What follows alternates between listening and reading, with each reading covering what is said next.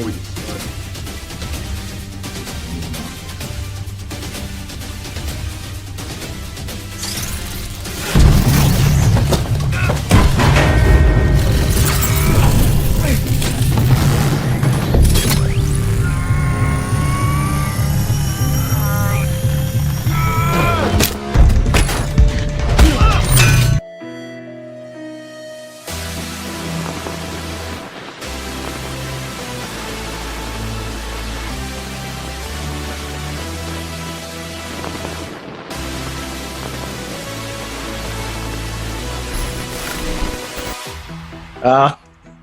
Welcome everyone to our casual discussions. We're still in phase 2 and we are looking at one of the greatest, probably the greatest one in this phase, Captain America, the Winter Soldier. Came out 2014. Third installment in the MCU. Really good for the coming off Captain America 1 for Captain America 2 sequel. I thought it was pretty awesome, but we'll go to our initial thoughts as we usually do.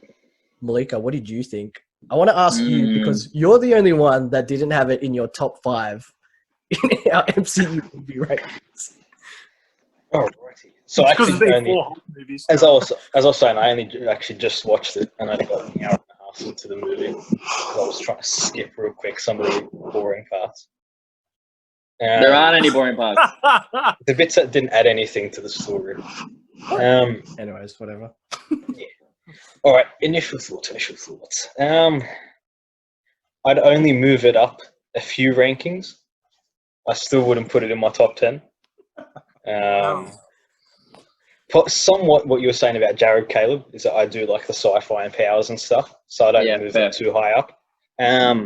Quick issues that I had with it. They need to figure out their power scaling of characters.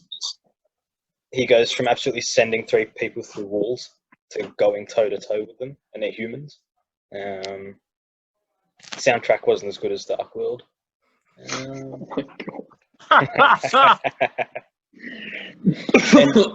even though its story was new for shit like MCU, and I do like how you finally get to see Hydra acting properly and SHIELD corrupted and stuff, I do feel like it's been done before in action movies.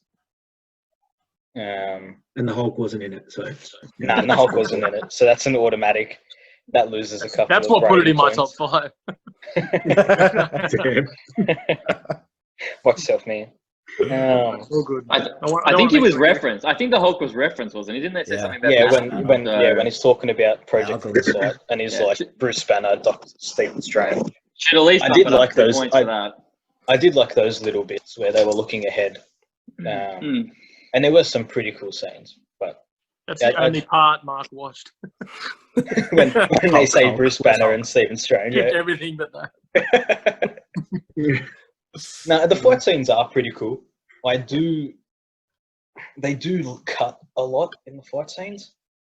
Yeah. Like there's no long shots of the fights. It's just constant cutting, which took away from it a little bit. Better than that, it's a pretty solid movie. I think it's because you got guys who aren't necessarily pro. So, Yeah. can I just ask where you said you would move it up a couple ranks? Where would you move it? 1 second. 11. Someone give their first impressions while I find my listing. Bands.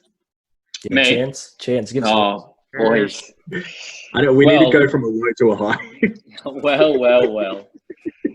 I don't even know where to start. Look, I think like any good cake or cheesecake, there is, I don't know why I'm comparing it to cheesecake, but I'm going to. There's a top layer, which is like that creamy top of a cheesecake. That was Iron Man. We started it off. The MCU began. At the end of a cheesecake's like that bottom crumbly crust. That's Endgame. We're going to get to that later. But the middle bit, that cheesy goodness of a cheesecake is this movie. It's like, it's bringing everything together in the MCU. And I think that for me, it created, I loved Marvel before this movie, but like I really loved it after this movie. And so for me, it created something that allowed me not to go. This was a movie that for a lot of people, it made Marvel not just something that geeks and comic book nerds, quote unquote, went and watched movie. This was a movie that created a political thriller that people went to the cinemas to watch because it was interesting and exciting with fight scenes. So I think it opened the door for a lot more things, and they ruined it later with Ultron, but we'll get to that later. And they closed the door a little bit, but it opened the door. Look, there's some moments for me that I'll never be able to go past this being other than Infinity War Endgame. Will always be my number one for Marvel movies. This is the first Marvel movie I watched multiple times at the cinema. So I watched it 3 times at the cinema because I loved it so much. I remember being there the first time with Robin, I think, and Josh were both there the first time I watched it at Wollongong Cinemas, and I think a few other people. And there was moments for me that were like defined it as like, wow, we've arrived right now in this movie. The opening scene on the boat, which I'm sure we'll get to. I remember sitting in the cinema. I don't know if you boys remember this. And we were sitting there, and there was a young girl about 6 years old in front of us with her mum. And the fight scene began, and there was a moment where he threw a shield or something and knocked one of the people off the ship, or there was some intense action bit. And the mum was like, "Oh my gosh, holy sh!" and then covered her daughter's eyes, like didn't let her daughter watch the opening scene. And for me, I was like, "Dude, we've arrived. This is like we're here." And so I think there's just moments like that for me that I'm like, I'll look back on that and go, "This is the movie. This is one that I think from reading stuff about Phase 2, and I think that they were going for more specific tonal things in Phase 2. So every movie they were trying to have its own tone. I don't think For the Dark World, you guys discussed it last week with its Game of Thrones, this type of tone. I don't think they hit the mark on that, but with the political thriller, I think they hit the mark on this movie. So, yeah. Very good. Excellent movie. Very good. What about yours, David? Because you got an interesting backstory to my one's coming towards when you first watched I just want to start with the Here we disclaimer. go. This is a disclaimer that this is no hate on Chance. Like, I think we need to move forward from that. But I've moved on. Thanks, bro. yeah, It's okay. but this is my process. This is like therapy for me. So anyway, so for me, it was very much movie came out. I was like, after Dark World, I'm like, not falling for this again. And I remember Chance and Robin saying, "Dude, you guys see Winter Soldier. It's fantastic." I'm like, yeah, we've been here. We've been here before. We're not doing this again. So no, you have to see this movie. I'm like, no.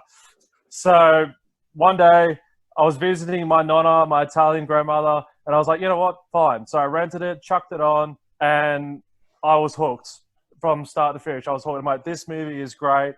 And to this day, one of my biggest regrets is not seeing this movie at the movies. But I only have myself to blame for that one. I think you messaged me. Did you message me and actually like? I did. There was a written apology. I think there was a written apology. I was like, this movie is amazing. Yeah. Caleb's got the messages. I'll go back and find it. But yeah, no, like I've always told you guys how I like the realistic thriller. I like the grittiness. I like the character development.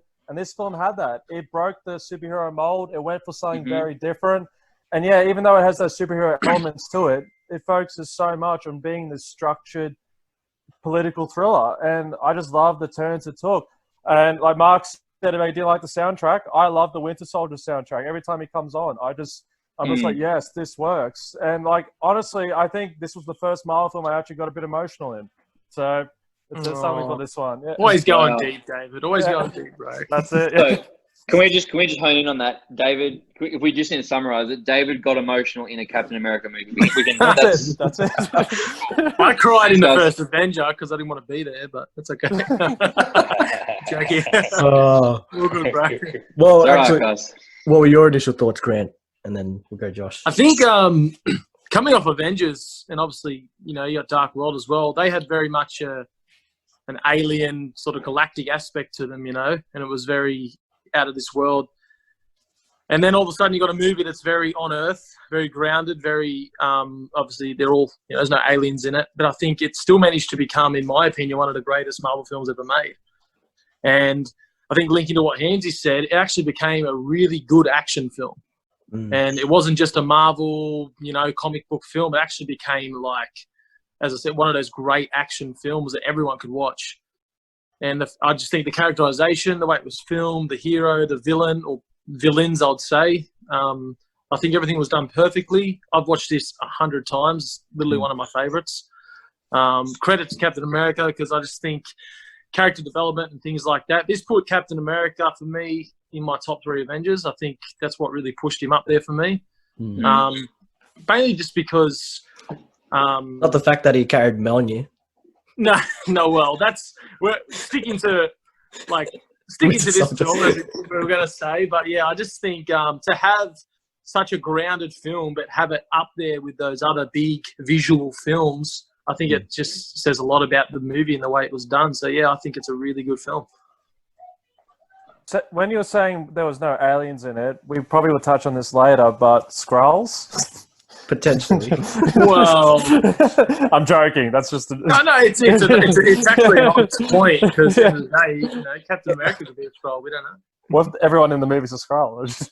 Maybe, you know, Captain America is a Skrull and he's still around. We don't know. Yeah, that's it. Big questions. You're just so deep, Dave. You're just always going deep, right? That's it. It's a deep movie. Yeah. Yeah, that's my thoughts. Josh? I just want to know where this version of Grant was in high school English, to be honest. Talking about characterization. Well, see, I actually want to. He's looking very Shakespearean too, isn't he? I don't want to be there. I want to be here. This is the difference. I mean, I love this movie. I think for me, and I was talking to Zeta about this earlier, I don't know why I had such a sour taste in my mouth after the first Captain America. Because I remember when I watched it, I wanted to like it, but I just didn't like it. And then I watched this movie initially, like Chan said before, we watched it in the movies and I loved it. Like, it was hooked. I love that we got to see a bit of a different side to Captain America. Again, that opening scene on the boat is wild. And I think in comparison to everything that we'd seen him do before, it was a lot more aggressive and violent, which was kind of cool. I think Marvel at the time was getting a lot of flack for, oh, you're not as dark as DC, you're not as hard as DC, you're not this, you're not that. And then this comes along and it's like, oh wow, they're like poster boys going around, essentially like snapping people's spine on a ship, stabbing people through the hand so that they don't alert everybody else. Like it was cool. For me, it was cool. It was a cool scene. Yeah, I think that again, for me, that we got to see a little bit, the emotion that we saw in it, like. It was massive for me. I loved it. And I think a lot has already been said and it's kind of hard for me to add on to it, especially when you have to talk after Chance, who has this movie as his like top one. Top one. I mean, to make a long story short, I loved it. I love this film. Nice. Everyone keeps talking about the boat scene. Like, I reckon the reason they did that is you just watched him. The last you saw of him, he was beating the shit out of an alien army. So why can't he hop on a boat and flick off a few humans, you know what I mean? Like, it would have really been a thing like, if you can fight all these aliens, why can't you hit humans, you know what I mean? So it was just really saying, hey, this is who I am, this is how powerful I am, it's time to show you. It was just cool, man. Like, he jumps off the plane and they're like, oh, did he have a parachute? No. And that's even like the small things like that was just like, yeah, it's pretty sick. Yeah. Like, it was to be fair, Aquaman jumped out of a plane without a parachute too. David, shut up. So are we putting him on the same level now? No, I'm not. Just to clarify that too, I'm not. I'm just wanted to put out. So he jumped onto land, not water. Yeah, he didn't jump on a. Wait, he said he jumped into water. Okay, I got you. Yeah, I think that when that kick happened with that fight with GSP, is that the name of the UFC fighter that was in that scene? When that kick happened and he's like, I'll put the shield down, spoke to him in French like a boss, and then did a roundhouse backwards flip kick to the head, whatever it is. Like, I know we can have a different thoughts on the movie, but all of us at that point, first viewing, were like, okay, this is a very different Captain America movie. Like when that scene ended, you were like, I'm not watching First Avenger anymore.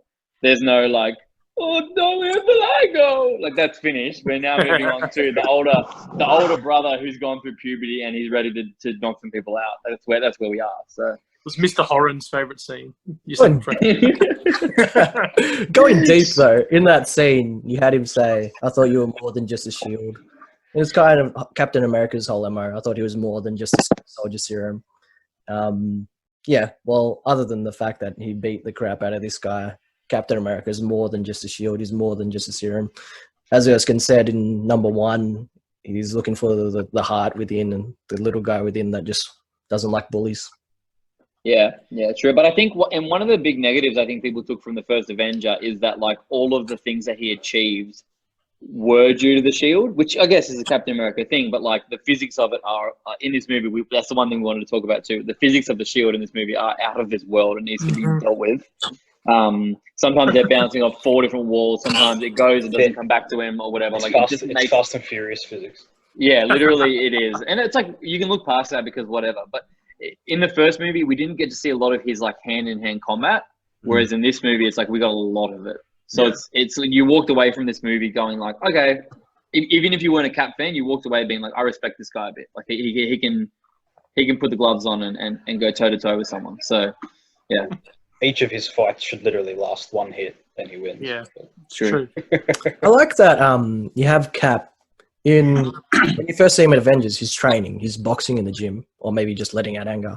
But in this one, you have him doing laps. Like it's always interesting that this guy's already a super soldier, but he's still trying to better himself. And, you know, you got that. He's running around DC. You know, Captain America, all that symbolism. But yeah, and of I course, think he's showing off. on Yeah, your he left. doesn't even need to do it. Yeah, but I like that's why I rate him as like I respect him as well because like Tony, he's always trying to improve himself. It's not a huge thing, but Tony's making new suits or whatever, trying to suit of armor around the world. Cap's, you know, physically training himself, I guess.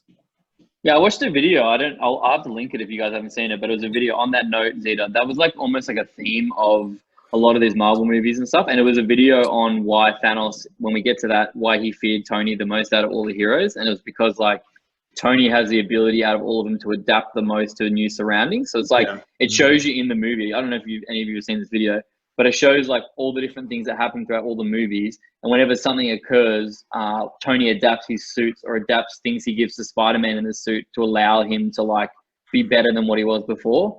So in like Iron Man 3, when he almost freezes to death, we'd see him give a suit to Spider-Man then has a heater in it when it goes to Homecoming. It's like all these little things of like he learns from his mistakes and improves it to get better, so that when it comes to like versing Thanos in Infinity War, like he's able to get that drop of blood that you mentioned in that Phase 1 podcast because he built himself up to being that way. So it's like he's actually very good at adapting. So anyway, relevant for this, but I think it's like we see a bit of it in Cap, and I'm like, but probably that's what makes Iron Man, and probably maybe even that little bit tier above Cap, even though it hurts me to say that, but it's probably true.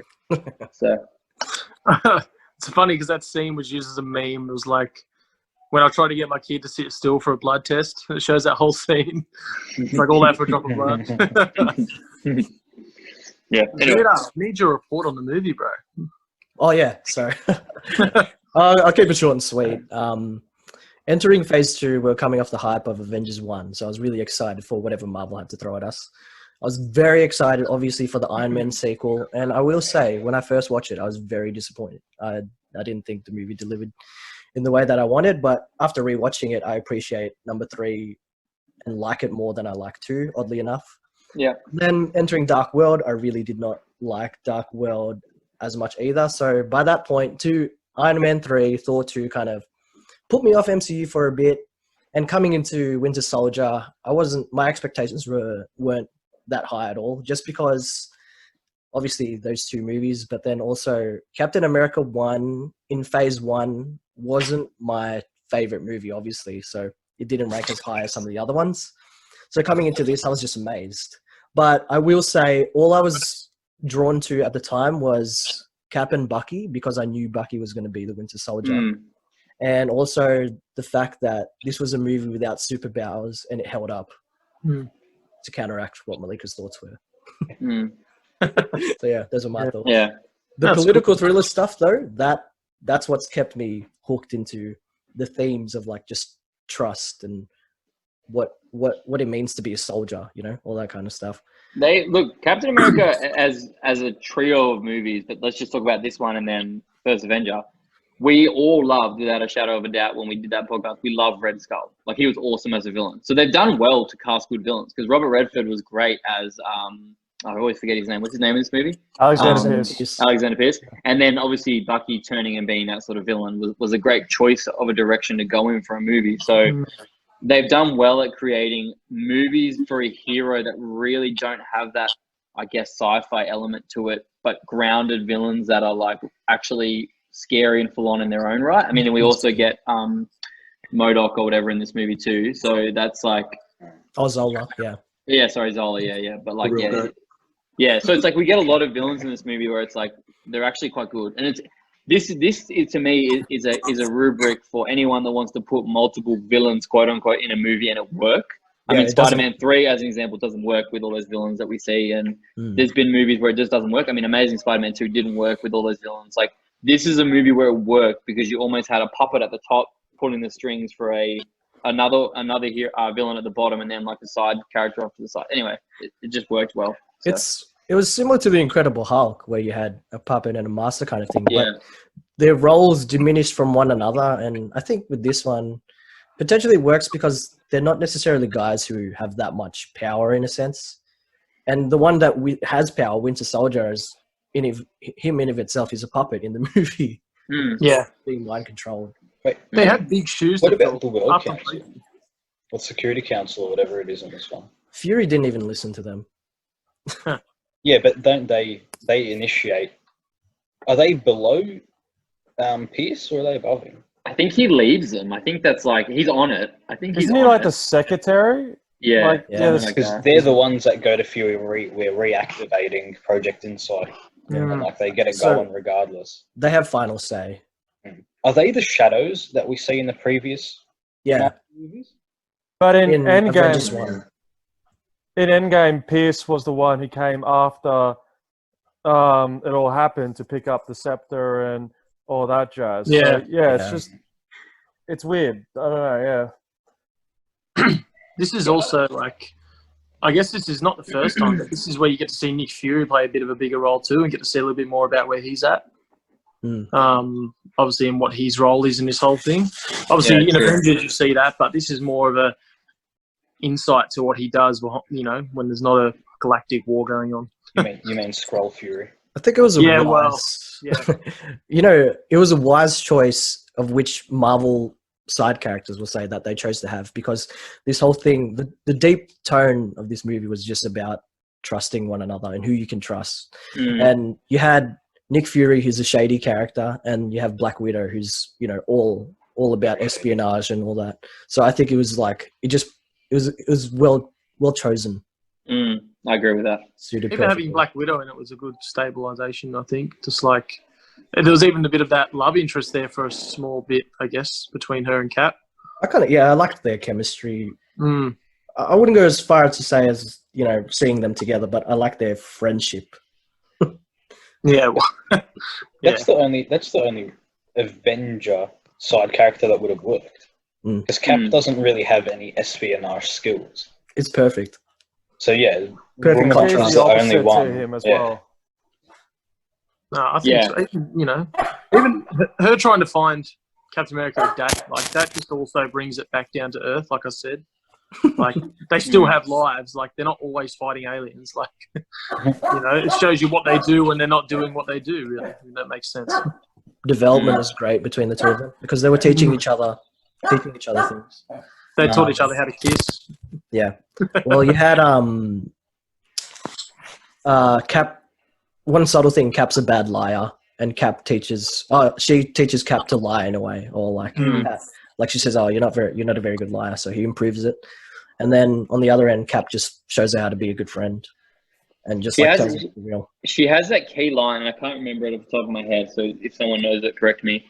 When they've left when they're driving to the army barracks to find Arnhem or whatever's there, and they're in the car, and he's like talking about what just happened in the fake Mac store or whatever they're in, and she says something they're talking about the truth, and she's like, the truth that isn't all things to all men, or something like that. Like she has some line about it being like how she doesn't tell everybody everything, and it's for their own good because they don't need to know, and she can basically be what she needs to be to the people for that time. But something along those lines. I don't know the actual quote, but it's like it shows that if you were to sum up the movie in one line, it's like that's the line. Like it's in like Hydra and Shield, and even her and Nick Fury, because we see it at the start where she's in the boat trying to get the intel and he doesn't know about it and like all that stuff. So yeah, I don't know. It's an interesting viewpoint into the movie. It's like there were like almost secrets under secrets under secrets in this movie. Yep. Like that's what the point of it was about. So That's what Shield is. Mixed yeah, in exactly. with amazing action. Like even that elevator scene, that for me was one of the best scenes in in a lot of movies. I was like, wow, like that's sick. Apparently, that's that's 2 weeks to film. I think. Really? That scene. Wow. Yeah. That's wild. I thought it was There's so that many was one of damn my cuts in favourite that scenes. scene. And one of I remember the being in the movies. Malika, it was a sick scene, all right? You And gotta Malika, just Black admit it. Panther was in the scene. Bet you didn't know. What? Black Panther was in the scene. I bet you didn't know that. Donnie Yen wasn't in it, so it was nothing. Or Tony Jaa. His stunt double was one of the guys that got wrecked. Yeah. Oh, is he one of the guys like in the suit or something? Yeah, he's the one that like goes to reach for his gun. Is that true? Really? Yeah, sniper. Oh, Wow. Oh yeah, the one that gives it away, the idiot. That's like a trigger happy at the beginning. yeah. I mean, I'm He's pretty sure he didn't he's give like it reaching for away. his gun. I'm pretty sure he didn't give it away. The other guy's sweating bullets when he walks in. The guy that gives it away is the guy with the slick backed hair because he's a villain in every movie. Yeah. Yeah, he sees him. yeah. Oh, okay. The one that looks like a French. And I'm sure Captain Yeah. America knows that. He like comes on the screen in the movie at one point. You're like, dude, this guy's a villain. Did you like, because obviously now in hindsight we know that what's his name? Rumlow. What's his first name? The guy that becomes Crossbones. Brock Rumble. Brock Rumlow. Because we know he becomes Crossbones and he's obviously part of Hydra, and we have that hindsight now. I was kind of watching it this time back to see like were there like in the early scenes in the movie, because he's in it a lot. Like we see him like in those first couple scenes and whatever. I was trying to see if it was like, is he evil? Like, were you picking up those tones? But like, I don't know. There was parts of it that I was like, if you didn't, and maybe they just filmed it that way because they don't want you to know. But it's like he was laughing about Cap, like, oh, he didn't jump out. He doesn't need a parachute. Like when they're in the plane and stuff. And it's like, I don't know. Like maybe they just filmed it that way to make sure, like when it's revealed that he's evil and whatever later on in the movie, you're like, oh my gosh, he's evil. He works for Shield. But like, yeah, It just shows no matter even the evil blokes respect him. yeah, I guess so. Yeah, that's maybe that's what they're going for. I sort of felt I felt like he was just like a mercenary. Yeah, right. Yeah, same. All these guys were just like mercenaries for Hydra, Yeah, okay. but they were Yeah. just inside Shield. Yeah, in regards to what you were saying, Chans, I think too, because Hydra's already done the whole kind of worldly, everyone sees us take over thing. So the aspect of infiltration, I think he's just gotten really good at it. And when you really see it, again, other than the fact that he's like pretty good friends with Cap, is when the guy's got the gun to Cap's head after the bridge scene, which is amazing. Yeah. It's like not here because he notices the helicopter and stuff. Mm. They've gotten good at the whole keeping it on the down low. Yeah, right. I didn't pick up on that either. That's great. The secret of it, because they take him into that tunnel to kill him, obviously, but then they escape because Maria Hill's in the van and blah blah blah. Yeah, I looked into what the Winter Soldier was, right, and it was inspired by a politician from ages ago. I think his name was Thomas Paine, right, and it was a play on words apparently because he had this like poem thing about the summer soldier.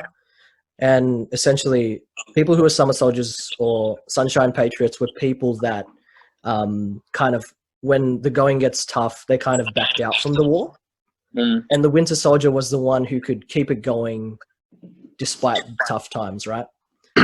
In this sense, Bucky's the Winter Soldier because they put him on ice. So it was kind of a nickname because between missions, they put him on ice and then whatever. But I read something that said Captain America is himself a Winter Soldier because despite the tough times, he keeps things going. Like the hero version of a Winter Soldier, basically. And, I guess we can talk about Cap's development as to, I think David's touched on it before, the soldier who's trying to return home.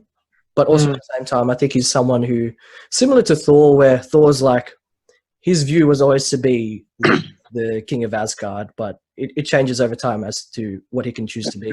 Cap's one is like to be the perfect soldier and to do what's right, but that changes over time as well. Well, I think Sorry. Yeah. Well, I think it's the idea, and I think we can even relate this to a modern. Sorry, I'm going to go deep, guys. Come on, deep times with Dave. I love it when you go deep, bro. Hey, yeah, no, it's all good. We'll talk after the podcast, Grant. Yeah, I think it's the idea of like World War II for a lot of people is a very clear-cut war. It's the idea of the Nazism represents the evil of the world, and the Western powers got together to take out the evil of the world. And then we go further with like Vietnam, Afghanistan, all these different wars, and more it gets complicated of what is good, what is evil, what is right, what is wrong. And I think it's that idea of bringing Cap from a time where it was like, yeah, we know who the bad guys are, we know who the good guys are, and bringing it now to being, it's like, what is to be good doesn't mean to be bad, and even like when he's having that conversation with Nick Fury in the beginning, about, this is wrong, all this, there's something wrong about this, and Nick's like, yeah, but this is how we win, this is how it, and it's like, but then we lose our freedom. So it brings a lot of those questions around. Cap still hasn't even had time to adapt to the new world yet. Basically, straight out of coming back into the world, he had to deal with Loki and everything. He hasn't really had time to adapt, which we see even when he's got the book with the list and all these other things, like showing us that he's still trying to figure out the world, let alone protect it. You know what I mean? So, yeah, good point. I think there's slight, like, small developments, like how he's assimilated. Like his jokes, he has jokes now. It's like his sarcasm, his delivery is a lot better. It's just the whole part about what he's supposed to do, what's right, what's wrong, lying, and all that. Deep inside, he's still the same scrawny guy. And I think I really like that scene too, where they go back to the base and he sees himself. Kind of gets him thinking, maybe that's what I should go back to. It's actually a flashback that works, though. Mm.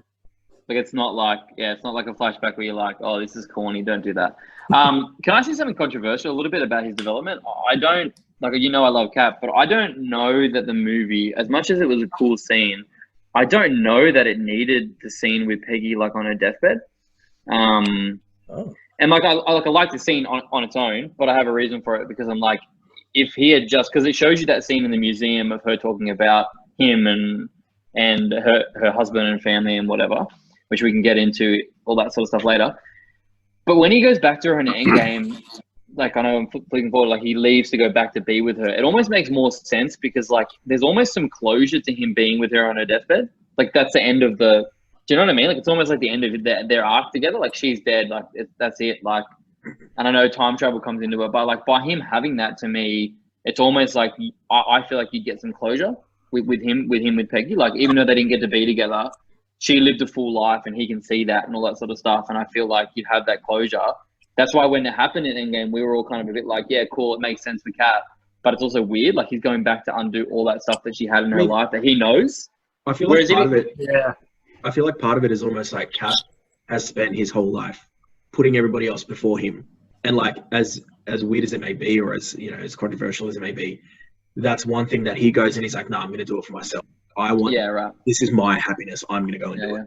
You want another deep cut? So Malika said that this quote in our phase 1 analysis, where the best we can do is start over. That's where Peggy says it on the deathbed. Oh, no, on the deathbed, where she has that little amnesia moment. She literally starts over. But that statement to Cap is his whole mentality for Endgame as well. And pretty much, I guess, this, he, at the end of the movie, he goes back to his old suit. And then in Endgame, after the snap, he tries to just live out a new life, just keeps going. And then, again, after that, the whole thing, in the end, he eventually literally starts over by going back to living that life with Peggy. Do you reckon that's easier for someone like him, though? Like, he's sort of living half lives the whole time. Yeah. He's never living one full life. So for him to go, let's just reset. Let's go back 6 months, reset, start again. Like, I feel like for someone like him, that's slightly easier. He has no real attachments when it's the same people around him. Like, it's still in Endgame when he's trying to go back to normal, it's the same people around him. But like, he's made no real attachments in those months or years or whatever it is. So he just goes, let's try again. Because he's just used to having to do that. It's not difficult for him. Yeah. But he does spend a lot of the time saying, like Rob said, you got to move on. He even says it in, we've got to move on. We've got to move on. And then he literally goes back and chooses to redo everything. So, I don't know. It's a bit of a how you go on topic. It's a deep one. What were you going to say, Fitz? You let him finish his yogurt. That's good yogurt. He's licking it like a dog. That's it, mate. That's it. Grabs. That's it. Gotta love that yogurt. But I think for me, because you guys are saying about different connections, and my thought went straight to Bucky, and thinking, but I guess you could say in a way with Bucky is, even though they always will be friends, his relationship with him is different in the sense now. It's like Bucky will always be a remnant of the past. So even like going as far as to say with Endgame, when he's leaving and Bucky's still there, I think it was just more always the idea of preserving what Bucky meant to him. But because like you see from Winter Soldier to Endgame, you see they still have a relationship there, but it's never going to be the same. So I see it more as a preservation of that memory. So that's why we allowed Captain America to move on, to go back to the 40s, to go back to Peggy, because of those reasons. If that makes sense. Can I just touch on Bucky for a second? I think that this movie, now that we have the insight of Civil War and the rest of the movies, which I know we don't want to keep talking about, we're talking about this movie, but it's fair enough. Now that we have the insight, because Civil War obviously opens up Bucky's character a lot more, and obviously what happened in between what we saw in First Avenger and what we get in this movie, it almost shows you how poor of a job Alexander Pierce is doing at managing him as a weapon. Because in Civil War, we see that when his mission is done, and or he failed the mission, he goes back into ice until they're ready to use him again. Whereas it seems in this, I know the mission isn't over, but he gets a lot of freedom in this movie. Like he's just chilling at Alexander Pierce's house. Like how did he like it doesn't seem like it doesn't seem like Alexander Pierce is in control of him. He's in control of whatever he needs to do to get the mission done. Whereas I think in comparison later, we see in Civil War, it's like not only the people that had him back in 1992 or whatever, 91 when he killed Iron Man's parents, they were obviously in control of him at that point. And then we also see that Zemo was able to control him so easily just by pulling strings and doing the things he needed to do. And it's kind of like Alexander Pierce is like, as much as he was off the rails and maybe Cap's coming back into the picture is what screwed that over. I don't really know, probably. But it's like, it doesn't show that he's in that much control of Bucky. Like Bucky's kind of doing whatever he wants. Yeah. I don't know. Like it's like maybe previous heads or secretaries of Hydra under Shield were in better control of what Bucky was than what he seemed to be. So it's like you just let him out of the cage and said, just go do what you want and be here when I need you. Yeah, because we only get one scene in this movie where he goes back and they wipe his memory, and that's only because he obviously remembered who Cap was. He only remembered who Cap was. But if that didn't happen, like he's probably still just walking around doing whatever he wants. Like it's just doesn't. But it I don't know. Yeah, you're right, 100%. When Widow's giving the story about the first time she meets him, like he kills the engineer or whatever it is. So like they utilized him and he finished the job, but that's the only mission you hear about. He comes quite close to killing Black Widow too. Yeah, I like how proper scared. If he wanted to, he probably. Yeah, she's like, yeah, you're right. Yeah, that scene's great. That scene's awson. When it's she gets probably shot. the first time you see her be like, because we get it in Avengers where she seems fake scared to be of Loki. And contrasting these two scenes, like she was proper scared. Yeah. Like she was like, not like I'm faking it to get what I want here and using my like prowess and or whatever. Like she was proper freaked out that he's gonna kill me right now. So, I wish because when I watched it, I don't know how many of us knew, but I wish I didn't know that the Winter Soldier was Bucky. I probably would have figured it out, but I don't know. I would have been, I don't know. Would that have surprised any of you? Did they not show that in trailers at all? I don't think so. From memory, I think I remember us talking about. So. I think we talked about that. We knew it was Bucky. Yeah, right. Because we knew the comic book story. Yeah, and like the Avengers Mightiest Heroes. Like, they only ever showed him animated and stuff. I will say though, when they first look at each other and Bucky's got his mask off, like that scene pulled my strings. I was like, you see his friend. Because I think in the trailer, I think it shows the scene where his face mask falls off, but that's the end of the trailer. Like we don't see the reveal of the face. So it's kind of like, which is kind of stupid because it makes you kind of go, who is this person? And of course, you're going to go look up who it is. So if you have any sense, like you're like, there's obviously a reveal. So one question: what's his arm made out of? Vibranium. Yeah. Bucky's. I don't know. I thought it was vibranium. Isn't it? Yeah. It is in After Wakanda, isn't it? Oh, I thought it was before. Yeah, true. Yeah. Because the fact that he just Civil War. Yeah, but the fact that he can catch the shield without it doing any damage. Yeah. Is a bit. Well, trust Zola to make something that dude's a beast. Also, Bucky, the rightful heir to the shield. They did have allusions to that, when you... that's what annoyed me so much. Like, I loved it, but at the same time, when he caught it and he was in that stance, that position with it, I was like, dude, that's how it should be. Contact how it should have ended YouTube and then put that scene right there. Does any... Who likes Sam Wilson? I don't. I like him now. In this movie, I liked him. Yeah, he's all right. I like him less. Contrast to Chance, I actually like him less moving forward. Like I don't know. I really didn't want him. Maybe it's just because I wanted Bucky to be the next Cap so bad. And I was just like, yeah, that'd be sick. Like his best friend takes over after all the stuff he's been through. He's been through like this super heavy dark life, and now he's going to turn it around. Or like, I mean, he's already been turning it around, but like now he's going to take over that mantle. And then they gave it to Sam, and I was like, I get it, but I didn't want it. I don't mind him as the next Captain America. Doesn't bother me. My issue with him is more so because in this one he's like Cap's fanboy. He's like, I really want to be your friend. I really want to be your friend. I want to be in this. I want to follow you wherever you go. Yeah. And then in Civil War he's like, listen, every time they shoot you, they're shooting at me. Okay, and like I'm like, why are you complaining? No one wants you. Like, I like him. It'll be like he wanted to be there. He's the one that's pushing to be there, and now he's turning out like, listen. You owe me because they're shooting at me too, mate. I mean, it's like... No, but see, in Civil War, I see where it's coming from. Because I don't necessarily agree with Captain America in Civil War. Whoa. Yeah, but like, Mark, if I was like... It's going to be a good podcast.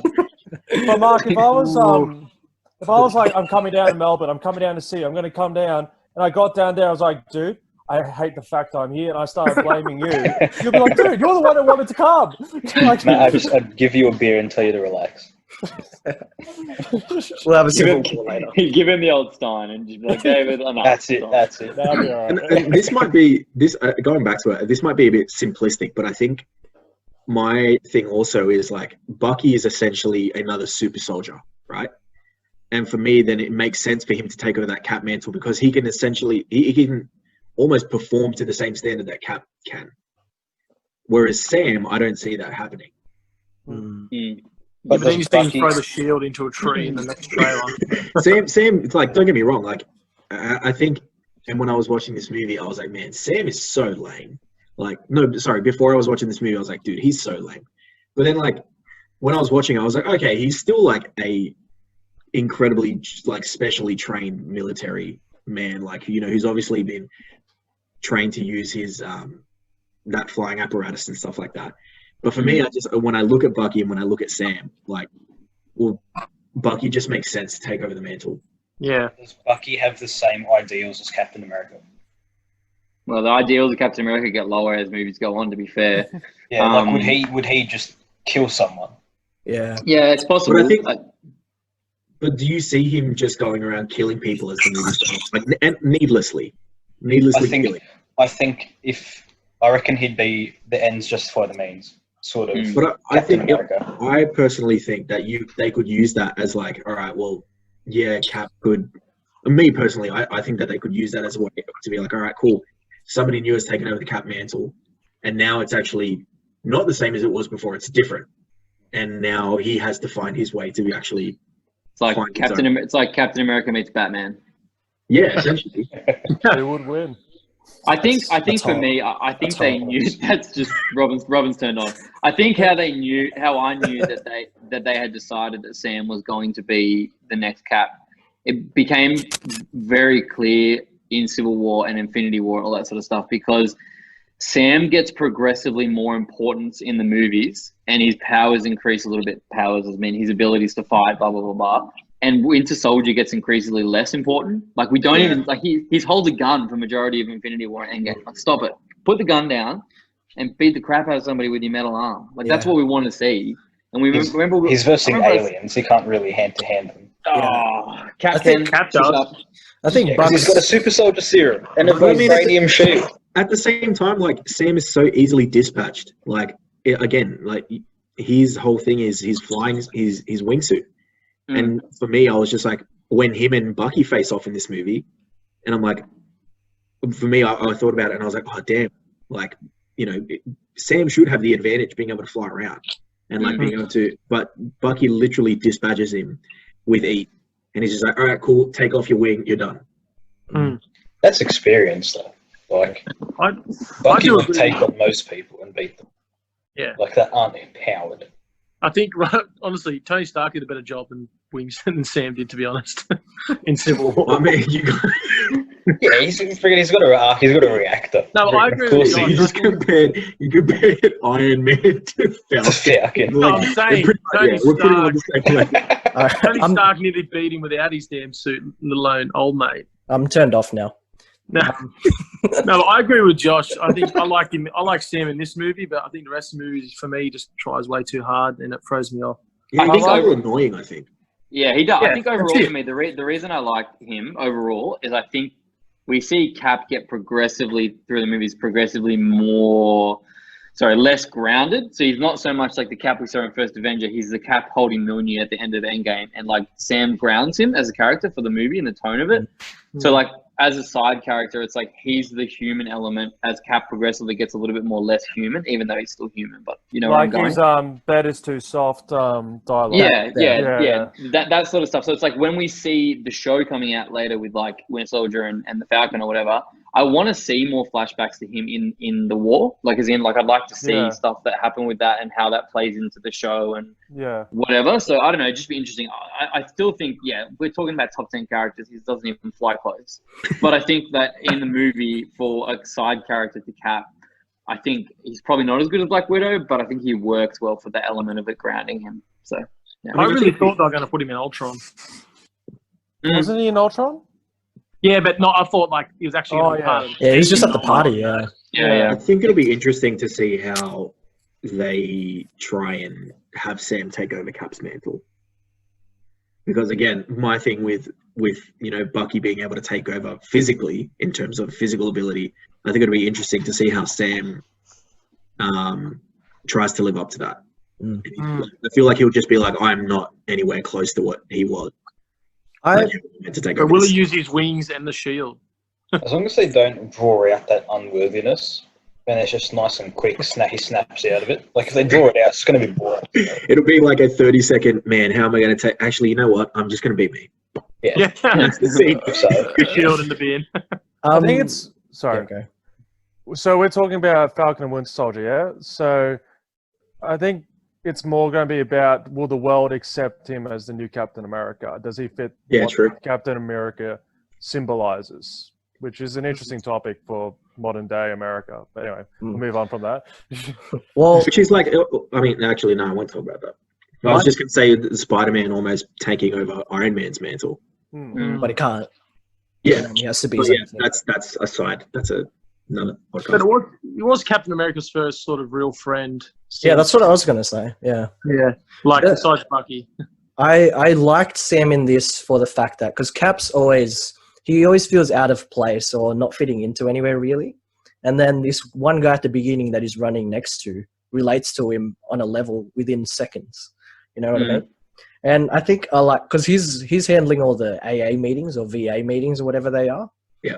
And I think what Cap sees, potentially why he gave him the shield, is the fact that this guy's been through it. Like he's he's already gone through his crucible, his hard points. So he's ready to move on. Whereas Bucky is still kind of, he's still kind of recovering. He's still in a dark place in a way. Still figuring things out. And that's why I think maybe Cap, that's why he made that choice to give it to like I said, I get it. I get it, and it makes sense. I just want it to go a different way. Yeah. Oh man, Bucky would have been so cool. But yeah, I completely get why they. You see Captain America running the meeting in Endgame too, sort of like what Sam was doing. Yeah. Tie-in. Yeah, that's good. What do you think of storyline? To be honest, I asked Caleb. Actually, I want to ask Caleb I'm actually curious to know what Caleb thinks of the storyline and how of this movie. Yeah, how it fits into everything. I remember more when the movie finished, Malika being most excited because it affected Agents of S.H.I.E.L.D. more than anything. You were. You're like, man, what's this going to do for Agents of S.H.I.E.L.D.? We were like, we don't care. Well, it's because it actually does have big ramifications. Yeah, I know. It's awesome. As S.H.I.E.L.D., it affects Agents of S.H.I.E.L.D. way more than it does in the MCU. So is it top 5 now? Nah. I think I moved it up to 12th. A bit more uneducated. This movie is essentially the end of S.H.I.E.L.D., correct? As S.H.I.E.L.D., yes. Yeah, but then it does continue in the TV shows. yeah, right.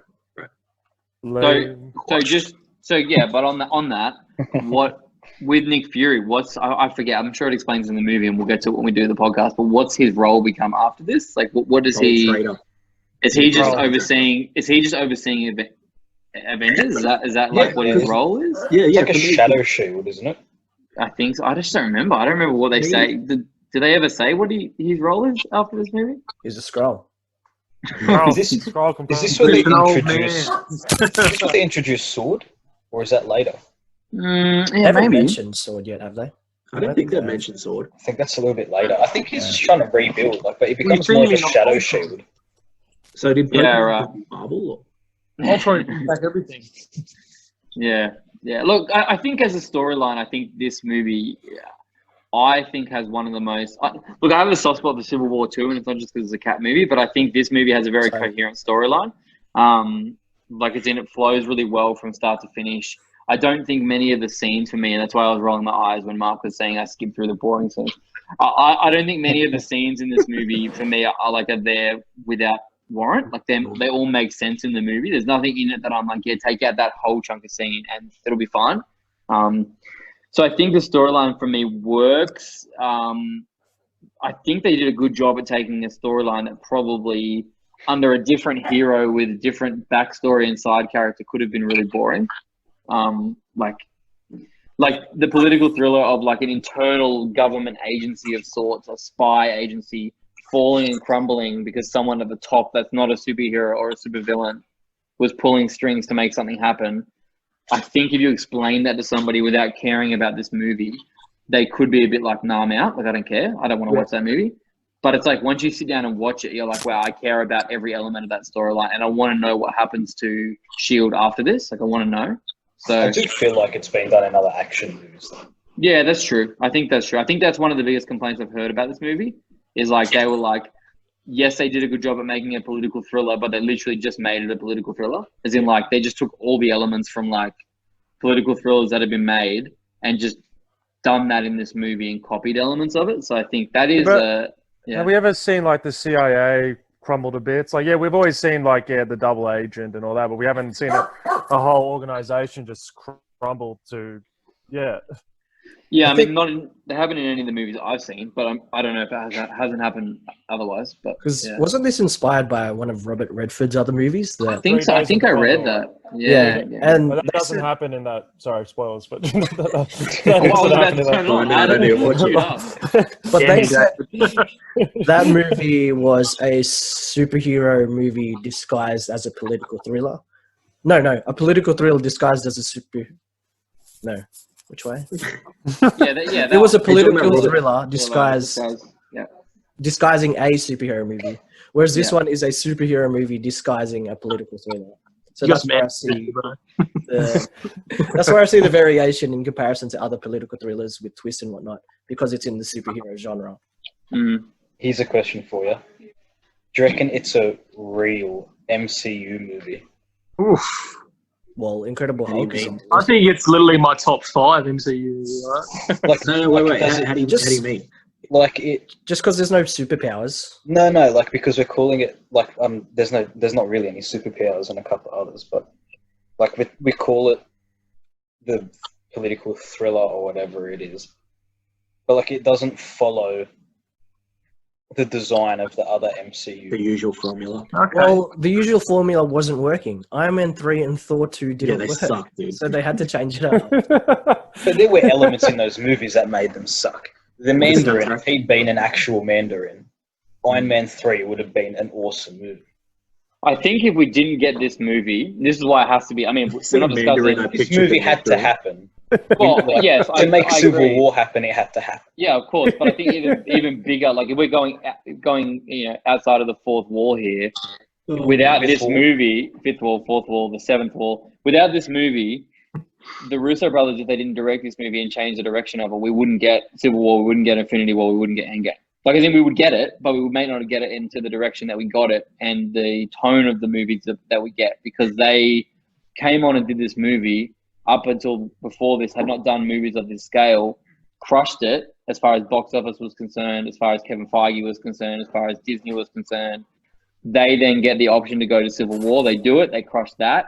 Then they get the option to go to Infinity War and Endgame and like create one of the arguably top 5 movie experiences for people in the last 20 years. So it's like, I don't know if we get all this without this movie changing in the direction that you're saying. So I get what the question you're asking is, because it's kind of like, is this not like, it's kind of one of those debates of like, are certain movies, people ask us about Dark Knight, do we include that as a superhero movie? Even though clearly it is, but the tone of Dark Knight as a movie is so different and meant so much to the cinema that do we include that as something separate from its other counterparts? Whereas some people would say that about this, do we include that separately because of all the things we talked about?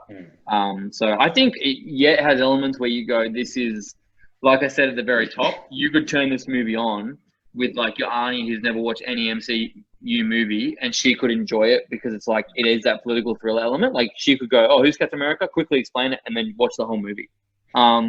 Even though there are tiebacks to different movies, she could still watch it. Whereas I think you could put on Thor: The Dark World and you'd be like, what the heck? Like, what is this? Because it's just, there's too much going on. There's too many layers. Whereas this movie, you can watch it as its own movie. So not having a cosmic cube probably helps on that front. They confuse the movies like crazy. True. That's true. Layla, her favorites easily are First Avenger. Like, it's not in that order, but the Captain America trilogy is like, they're the ones she'll go back and watch. Isn't that why you married her? Well, it was the number one reason. Yeah. Civil War's probably a bit confusing. You've got to go I've just got a couple quick questions. Yeah. Have you seen this movie? If not, let's watch it now, and then we can concentrate. Oh god. But yeah, no, I agree. Like, I mean, Civil War is harder, but like, it's one of those things. It's like you'd watch it because you're like, okay, cool. I've watched Winter Soldier and loved it. I'll watch Civil War. So. I just love Civil War because of Black Panther. He makes that movie for me. Civil War was a good movie. I think just to go back to the movie itself, I think one of the things I really liked was that particular scene where they start talking about when Nick starts unveiling that ship to Cap. Helicarrier. Yeah, Project Insight. And I think for me, I was just like, back then, I mean, it wasn't even that long ago, but I was just like, it's funny now looking at it, and it's just like, man, the social commentary in this movie is also kind of wild because it's just like, oh man, like that kind of technology would never exist. It's like governments wouldn't have access to that much information. It's like now that I guess I'm a bit older and a bit more educated, it's like they probably do have a lot of information just on hand. And like, I don't know, maybe I'm thinking a bit too wild, but it's like, what's to stop them from actually already having that sort of, not maybe technology, but that sort of process in place where they use, that sort of information about you to be able to put you on a watch list, essentially. No way. And like Doctor Strange was nowhere near having powers yet, so it was able to predict that he was going to become a threat. Yeah, like to me that's a pretty crazy algorithm. But do you reckon that? And I actually think that was. Do you feel like that was a name drop? Yeah, potentially. Like, I don't know if they knew how the origin. Because they've gone Banner, which is the Hulk, and then they've gone Stephen Strange, which is just some surgeon. The other references were potentially someone from the Eternals, I think, and the other one might have been Moon Knight or just some reporter from Egypt. Oh yeah, that's right. Yeah. So yeah, I don't know. I don't know. I feel like that was just a name drop. But going back to Josh's point, and like I think that's another reason why Winter Soldier is so good. It's just that's true. Like even today, when we're having these conversations about like with apps and how much is the government going into our privacy, these are all things that are explored in Captain America: Winter Soldier. It's like how far will we go to like the whole concept of yes, we're sorry giving up our social freedoms. But what does that lead to, and what does that mean? And are they the ideals that Captain America was fighting against in World War II? So it's willing to ask these really controversial questions in a comic book style, which is really interesting. It makes it entertaining, not confronting, but gets you thinking if you choose to. I mean, I think in a lesser sense, like part of what I do in marketing and advertising is using that. It's using people's information that maybe a lot of the time they don't realize they've given up, to be able to target them with specific ads. So it's like when people are like, oh, I was just talking to my friend about a vacuum cleaner, and then a vacuum came up on my Facebook feed. Yeah. Like, Yeah. that's a lot of information that they like have taken from your age, your like, do you live at home, your like bank statements, not bank statements, but like, they have sort of transactional information, not about you specifically, but they sort of put, like, obviously not about you because that's a privacy thing, but they bank you in with, okay, all these people your age are also interested in all of this stuff based on what you've spent, based on what you look at, all of that kind of stuff. And so we are going to serve you this ad. This is what you're going to get. Yeah, but so it's also, like, it's rewards. Yeah. Your flybys gets... Yeah, completely. You realise your flybys, rewards and all of that becomes targeted. Yeah, and it's just like they already use all that information. They already use like part of what we do is location, and it's just like, all right, we're gonna ping your phone. So if you see a billboard on this, like let's say a digital billboard, and we're gonna serve you this video while you're driving past this part of the road, we're gonna then time where we think you're gonna go, and then they're gonna hit another billboard, which is gonna hit you with another follow-up message. So there's all these processes already being used for things like advertising. So for me, it's like, what's to say that they aren't using that even to a complete extreme to come up with that sort of process and to come up with that sort of watch list that's like, okay, well, based on all this sort of stuff, we think this guy's a threat. And again, maybe like I might sound like a conspiracy theorist or something, but it's like, it's interesting to think about. Yeah, it's interesting because this was foreshadowed in a way by Loki's comments in Avengers, the whole illusion of freedom thing. So maybe this is like exactly what he was talking about, how our information is kind of used against us. And it it also sets up the whole idea of Cap for Civil War, where Cap and Iron Man are in complete contrast, because Iron Man's learning from his experiences, which is, we need a suit of armor around the world. Yeah. We need, this whole idea of civil liberties and all that. That's nothing if we can't, save ourselves. So we need to be willing to do this. And Cap's coming from this experience going, no, I've seen what this can do. I'm not going to allow us to go to this point. So it's just amazing. And even to the point, and that's part of the reason why I don't see Alexander Pierce fully as a bad guy, because I see him as someone who's grown up in espionage, grown up in war, and he's come to the end and he's like, this is the only way. This is how we achieve our goal of protecting people. And it's an interesting concept. It's interesting the ideas it brings about. Yeah. But they see it's in reaction from the Avengers. Yeah. They try the initiative.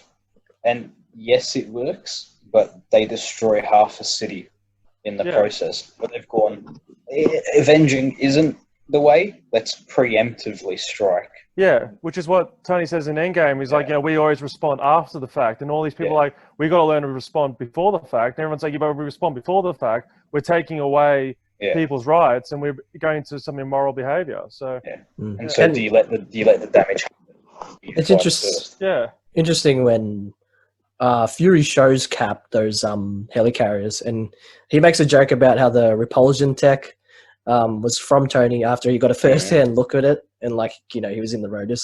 But it carries that theme of because Iron Man's whole ordeal and issues, one of the key ones is the fact that his weapons are being misused. So once again, even though it's subtle in this one, and it's kind of just more of a humor thing, but it's still a deeper theme where his stuff is being misused kind of again, and it carries through with his mentality in Civil War and Age of Ultron. And eventually, Endgame. This time he's legitimately trying to help as well. Whereas before, I think it was clouded a bit by how much money he would make or all that kind of stuff. I was thinking about Endgame, and his weapon, one of his weapons almost got misused again. Because if you think about it, the gauntlet Thanos had was Iron Man's nanotech. Endgame, yeah. The gauntlet. Okay. Oh yeah, at the end. Yeah, at the very end, like before Iron Man does a snap himself. Thanos had his gauntlet. That was, again, his thing, which, maybe exactly why, he decided he had to take matters into his own hand in that moment. So if Iron Man wasn't a thing, this would have never happened. He should have just stayed in the cave. Took the words right out of my mouth. Jokes. Do you reckon you have to clarify that? I'm not being serious. Iron Man, in case you're watching, I was joking. Do you reckon Fury comes off a bit naive in this movie, thinking that Project Insight would be used for good and not evil. Yeah, 100%. 100%. It seems slightly out of character for him. He Or does. someone who is always so canny. Naive, or maybe he's become a bit too confident in his own standing. He's like, I'm going to have control over this. Yeah, he's always been arrogant. And it's just like, dude, like you. But he has to report to people. Like, and that's the thing. I think because he's gotten used to doing his own thing so much, and he's gotten used to sort of just going off whatever he wants. Like, it's this movie where you see again he's sort of put back into his place, and it's just like he's sort of overruled. You also got to remember, Nick Fury's been in deep water ever since these guys have all. Well, by this point, they hadn't made Captain Marvel. So the way the films are coming across at this point is Nick Fury's out of the.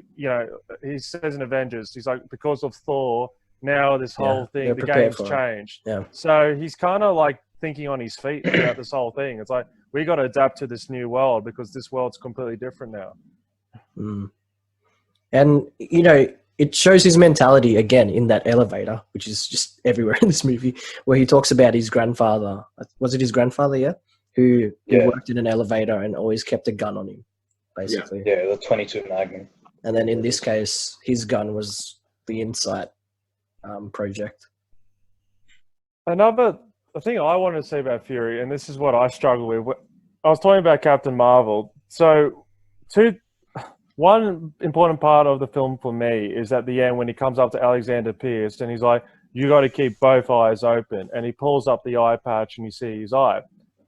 And the other part is in the beginning where he says, last time I trusted someone, I lost an eye. Yeah. Those are some very powerful scenes in the film. But even though I like Captain Marvel, because now I know that the last whatever he trusted was a cat. And the reason why his eyes gone because it's a cat. Dude, I can't watch those scenes now without remembering those things. I literally thought the same thing when he was talking about his eye. He's like, oh, the last time I trusted someone, I lost an eye. And I literally was like, yeah, but you lost it to a cat, dude. And again, I get that they hadn't made Captain Marvel at this point, and maybe they weren't even thinking about it. But it's just like, for me now, looking back at it, it's like, man, you sort of really undid a really powerful statement and a really powerful scene by making it a funny thing almost. Yeah. And that's one of the issues that comes with an expanded universe. Because yes, you got to change, you got to grow, but there's always a bit of collateral damage, as we can now see with Nick Fury's eye. There's because there's a picture of Fury. This is what makes me think that they weren't aware at all of what they were going to do with Captain Marvel. There's a picture of Fury shaking hands with Pierce, and he's got both his eyes, and it's he's bald. He's bald, and it's clearly way after he would have had that scratch. So a question on Nick Fury's eyes. So you know how at the end where Nick Fury rocks up and he's just like, we need two people to override, like it's Black Widow's there. And Alexander Pierce is like, oh, well, you need two high-ranking people to override the system or whatever. And then Nick Fury shows up. And then he's like, oh, we've already erased all your information from the system, blah, blah, blah. And then Nick Fury takes off his eye patch and is like, you got to keep both eyes open. What is special about that eye? Like, if they've already said we've erased all your DNA, all your information, like, why does him just taking off his eye patch? Is it somebody else's eye, like, that he's stolen or like... No, I don't think so. I reckon they wouldn't have expected him to register that eye because they don't know that it's still usable, maybe. But I guess, yeah. Maybe we'll find out Captain Marvel too. It's still his eye, though. It would still carry the properties that the other eye carries. Yeah, but it's damaged. Wouldn't it be like a different pattern? Or it's like when you I guess you're right. Fingerprints, to be fair, I don't know how eye registry works, so I'm willing to be corrected on that. Yeah, because for me, and again, like that makes sense. But when I was watching the scene, I was like, why would that have any difference? Like, okay, it's just a bung eye, so it works. Do you reckon Fury's comparable to Odin? In a way that Odin supposedly sees everything, like he's the all-seeing father, but then, he's got an eye patch as well. Fury supposedly sees everything, but in this sense, he couldn't even see Hydra. And they're both really prideful and arrogant, and they both get brought down to a position that's lesser. Yeah, I reckon when you're looking at it like that, yeah. But in regards to a god versus just some guy, yeah. Some dude. But Odin always has the power. He just chooses whether to use it or not. Yeah, but yeah, I guess Odin's still strong enough to wipe out a planet if he wants to. Yeah, I think for me, So it's Odin. It's exactly what Malika just said. Odin always has the power. He just sometimes chooses to relinquish it or not use it. Whereas Fury thinks he has the power, but again, by demonstrated in this movie, he doesn't. Like he still has to. I mean, up to this point anyway, he still has to answer to other people. Yeah, and he had to get humbled. Yeah, whereas Odin doesn't really have that. Odin doesn't have to answer to anyone. I just thought it was an interesting comparison. Yeah, no, definitely. And the eye patch thing, you know. Eye patch thing. Would you compare Pierce to Obadiah Stane in any way? How so? I don't know. I guess you have kind of this bad guy on the inside. I don't know. I just thought. I feel like that's almost where it ends, though.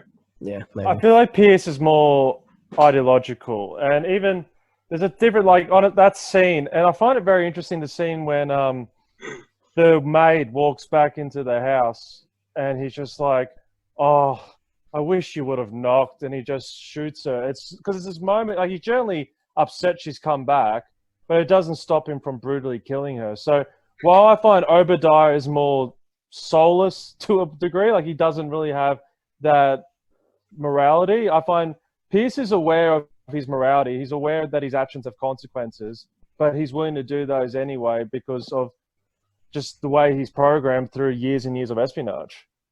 Yeah. I feel like you also could have just paid her a lot of money not to say anything. He just weighed it up in his head. He's like, oh, cheapest option. Do you think Romlo could have done more? Yeah. Even Well, I as feel like crossbones? For me, I didn't really know anything about Romlo when I was watching, initially when I watched the film. But it's like, did they do anything with his character after this? Yeah, Civil War is crossbones.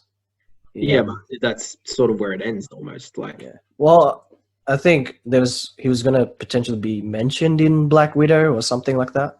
right, okay. But, Association. I don't know. yeah.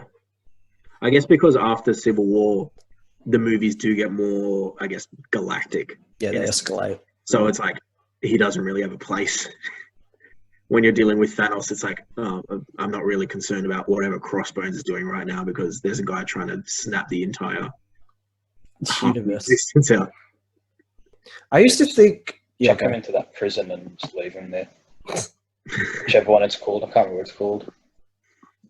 Wait, who? That big prison that they have for the The big house? villains. No. Azkaban? No, the one that's on the island or whatever it is. The raft? No, rift? I can't remember. Yeah, I think it's the raft or something like that. And then there's the cube, and then the negative zone or something. Yeah.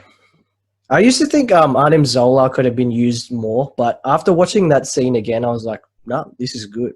He was used in a way that was very impactful.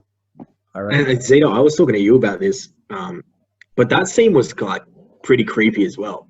Because it's just like, Cap had us to come to a realization where it's just like, everything you know up to this point, like, is a lie. Everything that you think has just happened because it's happened, like, we've actually been in control of everything. Yeah. Which is huge.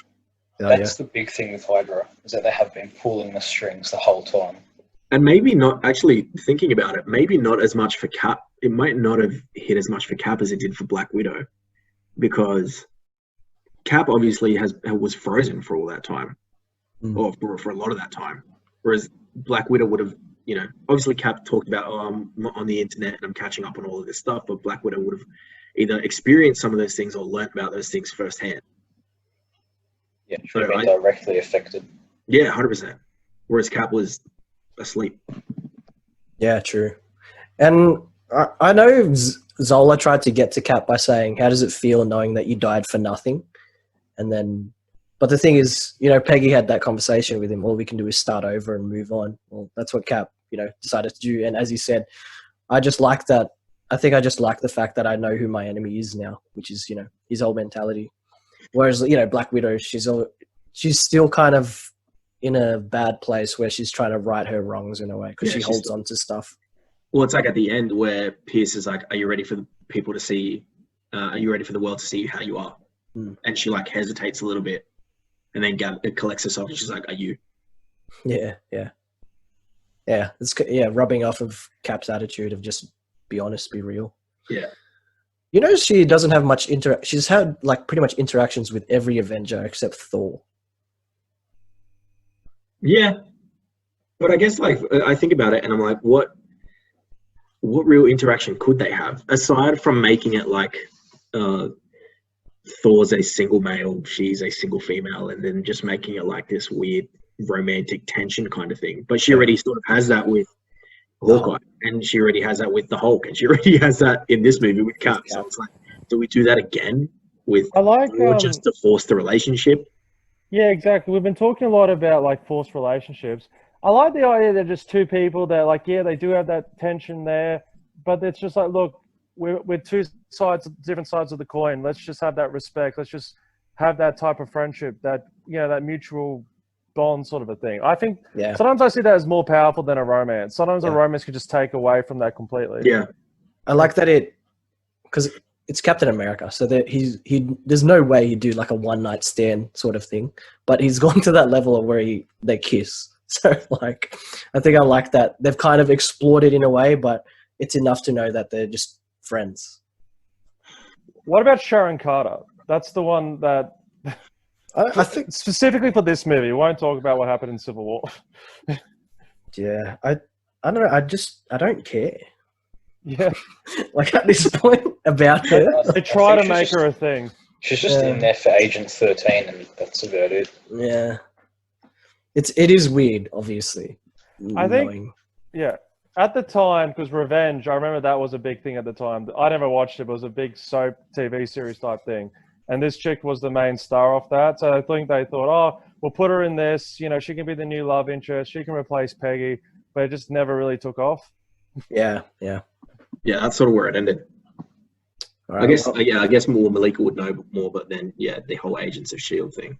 I thought she was a Mockingbird for some reason when I first watched it, just because I just saw the blonde hair. Nah, she doesn't play much of a part, even Agents of S.H.I.E.L.D. sort of thing. So basically it was pointless. Apparently she's going to be in Falcon and Winter Soldier. And interesting enough, the tagline said she's been on the run. So somehow, I don't know how, everyone from Endgame got away with what they did except her. So she got the short end of the stick. What was it? Oh, man. Hopefully they put her on the map with something, because she hasn't amounted to much. I don't know how much more. There was Easter eggs and callbacks, but actually, David, did you know that? Because we were talking about music, you know Bucky's high screech sound when you know where they got that from? The Joker? Nah, it's his. You know when he dies, how he screams. Yeah. It's a distorted version of that moment. That is so cool. Right? That's actually so great. Takes a dump on Frigga's soundtrack. But one other thing I guess I'll add is the part that I probably got emotional in, which I think is one of the best endings, is I'm with you till the end of the line. Yeah, and it's not so much like, I know that's a big callback to like, well, I don't know, it wasn't really a callback to the first Avenger because it's more based on the flashback in Winter Soldier. Yeah, this focused more on their friendship. Yeah, than but first it was Avenger more the delivery and the way they set up the scene. It didn't feel forced. It didn't feel like, it just worked for that scene. Yeah. And it just really said who Captain America was. Yeah. And end of the line, essentially, like he was going to die for at his friend's hands, but like. Yeah. And I think that comes back to also, like, at the end of the day, Cap is the man for the mission, but he succeeded in the mission. And what we've been saying, like, he's out of this world. He does no connection. So once he does the mission, all he's got left is those who are close to him, which in this situation was Bucky. So why not? It's like, look, I've done what I needed to do. I saved the world. I'm here for you. And if I die through this, then I've achieved what I needed to achieve because I'm here for you. So it really works well. Not as well in Civil War, but it works well in this. Yeah, yeah. But it leads to his mentality in Civil War. Yeah, 100%. The whole underlying thing, yeah. We will talk about that in another podcast. I know we will. I was trying to just think of callbacks and Easter eggs. When Cap's, you know how he's got Bucky in that chokehold at the end? It's the same chokehold that Cap does, his younger self does to him in Endgame. And then one of the reasons they say he remembers Bucky is because he did the same thing to Bucky and is like, Bucky is alive. And he goes like, what? Oh, yeah. And then, Martha? Oh, yeah. On your left is a big quote. Carries throughout. Yeah. Yeah. There's something else I was going to say, and I've just completely blanked. I did find it interesting in this film that they used characters that we sort semi-knew, but they were still recognizable faces. My example with, we spoke about him before, Jasper Sitwell, the guy with the glasses. Yeah. And as well as even the judge from Iron Man 2, who happened to be a Hydra agent. I found that very smart. Yeah, to bring notable faces back and be like, no, these guys are S.H.I.E.L.D. agents. Hydra agents, yeah. So, yeah, that was interesting to me. Yeah. Again, with Maria Hill, I think that she has a lot more to contribute. And yes, even though we see highlights of her in this film, it's not much. No, so up till now in the MCU, we still haven't seen Maria Hill out of full potential, but I think these sort of films tell us that there is potential there. So, yeah. Yeah, she's a pretty badass director of S.H.I.E.L.D. in some comic lines. Okay, there you go. Malika, thoughts? Probably be a scroll. I like in Endgame the elevator scene, and it implies that there's going to be that fight again, but Cap's just like, "Hell, Hydra," and then just walks off with the scepter. What to say. And I think that scene has become very iconic for me. Like, I know sometimes it's weird, but sometimes I walk into an elevator. I just wish that's going to happen to me. And it's like, even I don't think it would end the same way. No, it won't. But it's we all could. Mark, life is boring sometimes, and we can, we like to dream. Okay, that's why you need great soundtracks. That's it. But even like recently, I was watching Community, which the Russo brothers contributed on.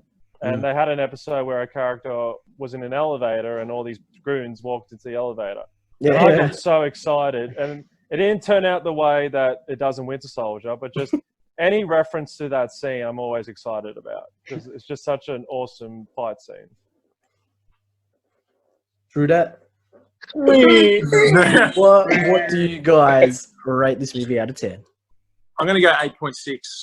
8.6. Why do you get the 0.6?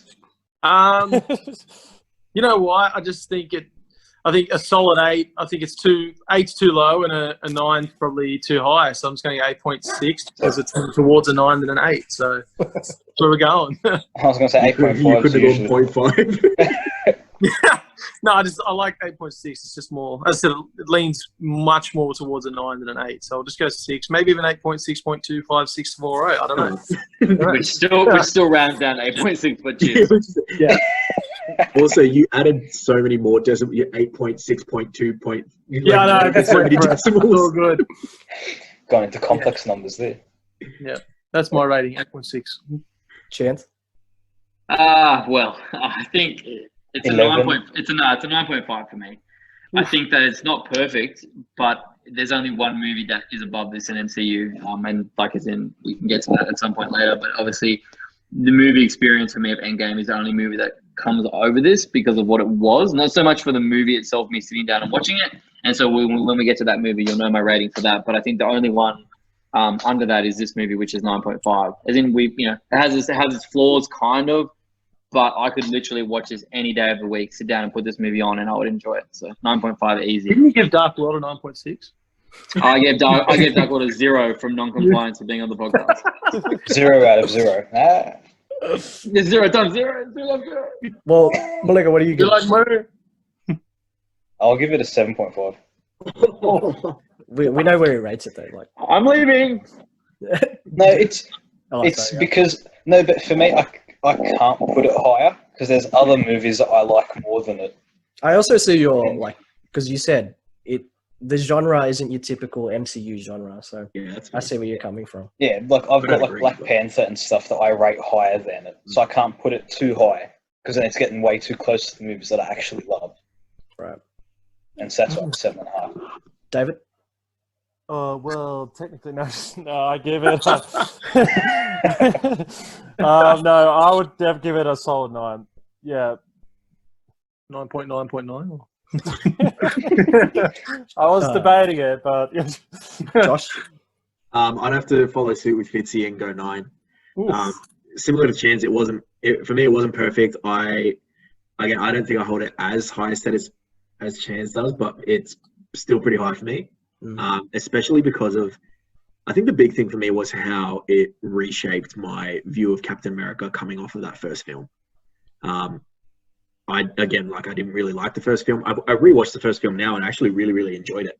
But I think picking up for me for where that first film failed initially, that sort of adds points to it. And I think especially what it did in the time for MCU, again, coming off the back of Iron Man 3, coming off the back of Thor: The Dark World, like it just reignited MCU. So yeah, for me it's a 9. Nice. And I'll try and make mine quick. I give it an 8.49 just because I think what? because I rated What? Iron Man 1 8.5 and I love Iron Man 1.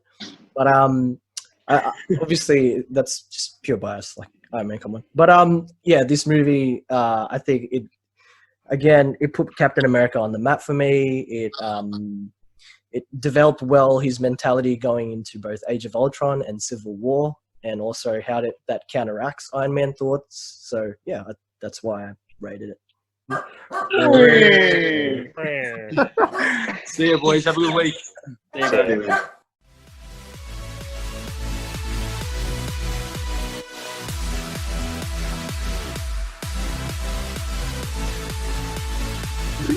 exist anymore. Nah, he's still good. We're recording. Oh, wow. Isn't he married now? Okay. I don't know. I don't know anything about him. You want to talk about him on the podcast? We already are. We got our end credits right here. We're gonna have a top 10 seeders characters of all time. Malika, how did you put Age of Ultron? I'm just looking at your list now because I'm so angry. Oh, How did you put Age of Ultron above this movie? Like, I actually can't. I can't.